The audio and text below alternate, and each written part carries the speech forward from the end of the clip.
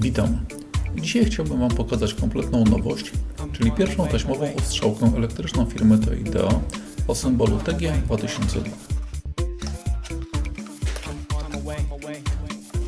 W pudełku znajdziemy ostrzałkę, instrukcję obsługi oraz zasilacz sieciowy.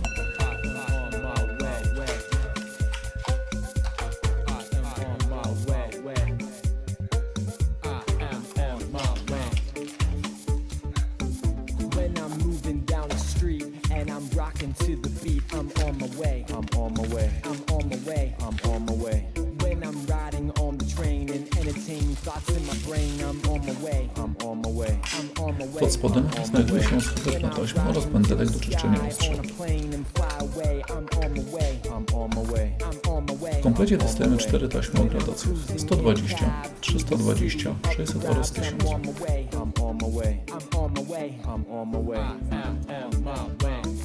Wymiana pasa jest bardzo prosta. Naciskamy górną część ostrzałki, by otworzyć przednią klapę i poluzować kółko napinające, co pozwoli nam na zdjęcie starego pasa i założenie nowego.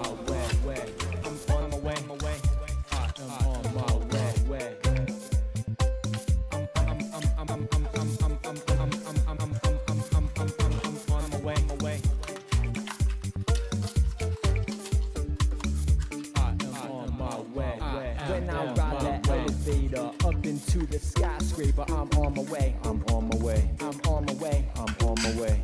When I'm sitting in a chair, 30 stories in the air, I'm on my way. I'm on my way. I'm on my way. I'm on my way. When I'm chewing on my pen like it's never gonna end, I'm on my way. I'm on my way. I'm